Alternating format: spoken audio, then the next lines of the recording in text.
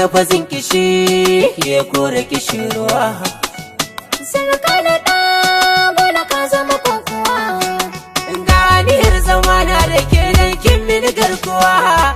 To albarka nake yi da ko zan haya ganuwa. To sun rarrafe kafin mu zanta, ƙarshen rarrafe yau na jigata. Kauna ce take mun hamo na makaranta. Zari bai biya ta shiru na fahimta. Ga nazari duka naki ne marmari ya kazanta.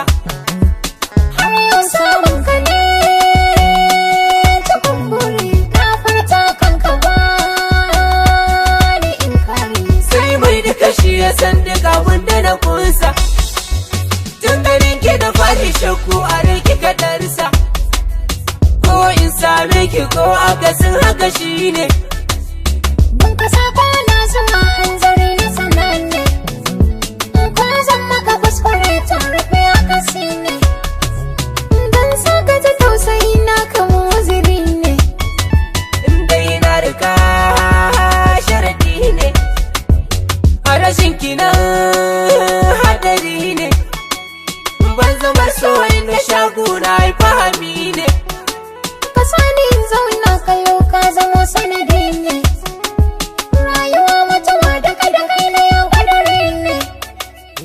In ga ki ba san ki tsorowa. Kamar girma Inda haƙori ba san ki taunawa.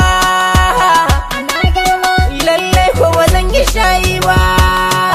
na tayarwa. Ƙaunar ki dare take nema. Haɗa rana Zarar kai magana cikin jikina ka jinta nake. akwai kallo Na gamsu da zuciyata cikin mararin ka take. da na bullo Auna tauna asalin batu na yabon ka nake. dai zullo. Tuna ban kaɗa tasiri na kai ne na kwana.